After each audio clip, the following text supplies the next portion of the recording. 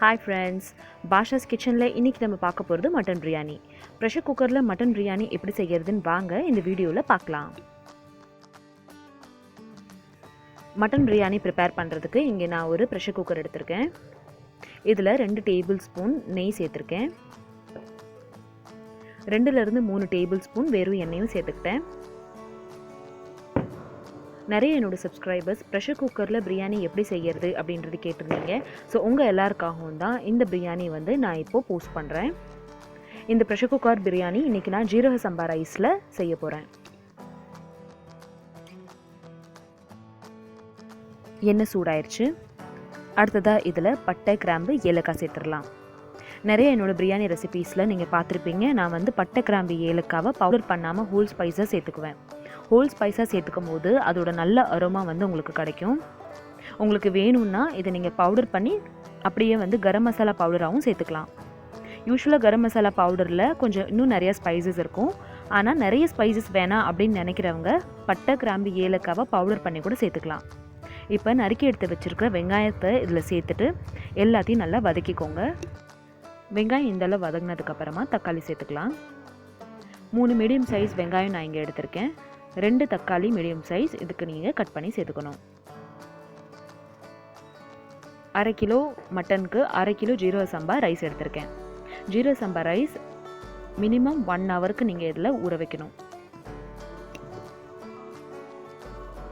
So நீங்கள் preparation start பண்ணுறதுக்கு முன்னாடியே ஃபஸ்ட்டு எடுத்தோடனே ஜீரக சம்பா ரைஸை 2 தடவை வாஷ் பண்ணிவிட்டு அதை தண்ணியில் ஊற வச்சுருங்க.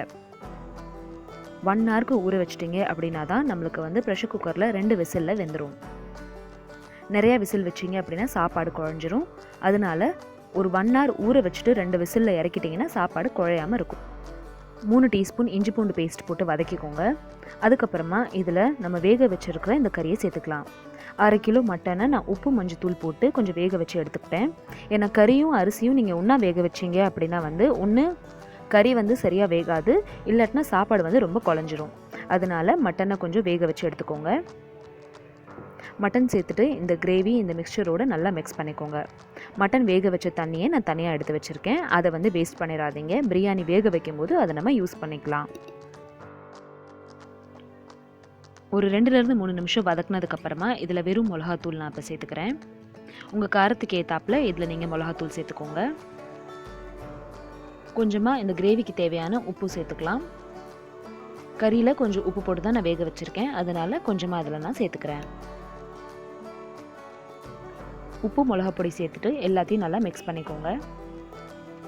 கறி வந்து நான் ஒரு 2லேருந்து 3 விசிலில் வேக வச்சு எடுத்தேன். அதனால் இப்போ நம்ம இதை ரொம்பலாம் வேக வைக்க வேண்டாம். ஜஸ்ட் மிக்ஸ் பண்ணிவிட்டு அடுத்து நம்ம இதுக்கு தேவையான தண்ணி ஊற்றிடலாம். அடுத்ததாக ஒரு கையளவு புதினா அப்புறம் கொத்தமல்லி சேர்த்துக்கலாம். ரெண்டுமே வெறும் இலை சேர்த்துக்கோங்க. 2லேருந்து 3 டேபிள் ஸ்பூன் தயிர் சேர்த்துக்கோங்க.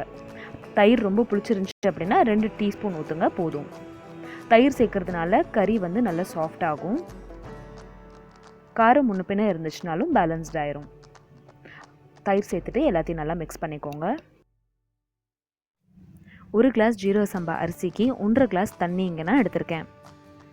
1 மணி நேரம் ஜீரக சம்பா அரிசியை ஊற வச்சு இந்த அளவு நீங்கள் எடுத்தீங்க அப்படின்னா உங்களுக்கு ஜீரக சம்பா அரிசி குழையாமல் நல்ல பொழு பொழுன்னு இந்த உங்கள் பிரியாணி வரும்.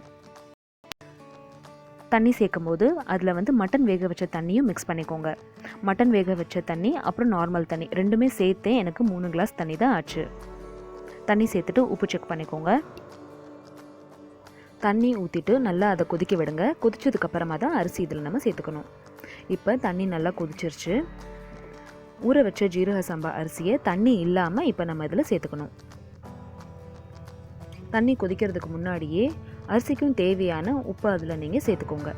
அப்போ தான் பிரியாணியில் நம்மளுக்கு உப்பு கரெக்டாக இருக்கும். இந்த ஜீரக சம்பா ரைஸ் டபுள் டீர் பிராண்டோடது அம்மா வாங்கி வச்சுருந்தாங்க. அரிசி சேர்த்துட்டு எல்லாத்தையும் நல்லா மிக்ஸ் பண்ணிக்கோங்க.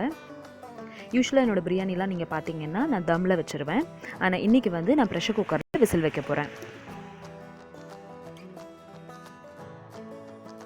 லிட் க்ளோஸ் பண்ணிவிட்டு நான் ஃப்ளேம் ஃபுல்லில் வச்சுட்டேன். ஃபுல் ஃப்ளேமில் 2 விசில் தான் இதை நம்ம வேக வைக்க போகிறோம். 2 விசில் வந்ததுக்கப்புறமா ஃப்ளேம் ஆஃப் பண்ணிடுங்க. 10 நிமிஷத்துக்கு அப்புறமா குக்கர் ஓப்பன் பண்ணலாம். ஃப்ளேம் ஆஃப் பண்ணிவிட்டு கரெக்டாக 10 நிமிஷத்துக்கு அப்புறம் என்னோடய ப்ரெஷர் எல்லாம் போயிடுச்சு. இப்போ நான் என்னோடய லிட்டை ஓப்பன் பண்ணுறேன். இப்போ நம்மளோட pressure cooker mutton biryani ready ஆயிடுச்சு. ப்ரெஷர் குக்கரில் ஜீரக சம்பா ரைஸில் நம்ம ப்ரிப்பேர் பண்ண இந்த பொலு பிரியாணி பாருங்கள் ரெடி ஆயிடுச்சு. அரிசி ஒன்றுக்கு ஒன்று ஒட்டாமல் எவ்வளோ அழகாக இருக்குது பாருங்கள். ஸோ நமக்கு வந்து அரிசி வேகிற டைம் பார்த்திங்கன்னா ரொம்ப கம்மி. ஆனால் கறி வேகிற டைம் வந்து கொஞ்சம் ஜாஸ்தி. அதனால நம்ம என்ன பண்ணுறோன்னா, ரெண்டும் ஒன்றா வேக வைக்கும்போது கறி வேகணுமே அப்படின்றதுக்காக நம்ம வந்து நிறைய தண்ணி ஊற்றி நிறைய விசில் வச்சிடுறோம். அந்த மாதிரி செய்கிறதுனால தான் நம்மளோட பிரியாணி குழஞ்சிருது. ஸோ நான் சொன்ன மெத்தடை நீங்கள் அடுத்த முறையிலேருந்து ட்ரை பண்ணி பார்த்துட்டு உங்களுக்கு எப்படி வந்துச்சு அப்படின்றத நான் கண்டிப்பாக சொல்லுங்கள். இந்த ரெசிபி உங்களுக்கு பிடிச்சிருந்துச்சுன்னா இந்த வீடியோக்கு ஒரு லைக் கொடுங்க. என்னோட சேனலை ஃபர்ஸ்ட் டைம் பார்க்குறீங்கன்னா கண்டிப்பாக சப்ஸ்கிரைப் பண்ணுங்கள். ஜீரக சம்பா ரைஸ் பாருங்கள் எவ்வளோ நல்லா வெந்திருக்குன்னு. சாப்பாடும் நல்லா சாஃப்டாக நல்லா வந்து ஜூஸியாக இருக்குது. இந்த அளவுக்கு சாப்பாடு நம்மளுக்கு நல்ல ஜூஸியாகவும் நல்லா வெந்திருந்துச்சு அப்படின்னா தான் நம்மளோட பிரியாணி வந்து நல்ல டேஸ்டியாக இருக்கும். யூஸ்வலாக நீங்கள் மத்தியானம் செய்கிற பிரியாணி நைட்டில் தான் நல்லா டேஸ்டியாக இருக்கும். ஸோ இந்த பிரியாணி மத்தியானத்தோட நைட் தான் ரொம்ப டேஸ்ட்டாக இருந்துச்சு. நீங்களும் இதே மாதிரி ஒரு பிரியாணி ரெசிபி செஞ்சு பார்த்துட்டு உங்களுக்கு எப்படி வந்துச்சு அப்படின்றத நான் கமெண்ட் செக்ஷனில் சொல்லுங்கள். இந்த மட்டன் பிரியாணிக்கு இன்றைக்கி நாங்கள் சைட் டிஷ்க்கு மட்டன் குழம்பு அப்புறம் ரைத்தா வச்சுக்கிட்டோம். இதே மாதிரி மட்டன் பிரியாணி ரெசிபி குக்கர் இல்லாமல் எப்படி செய்யணும் அப்படின்ற வீடியோ வேணும்னா கீழே டிஸ்கிரிப்ஷன் பாக்ஸில் லிங்க் பாருங்கள். தேங்க்யூ ஸோ மச் ஃபார் வாட்சிங். பாய்.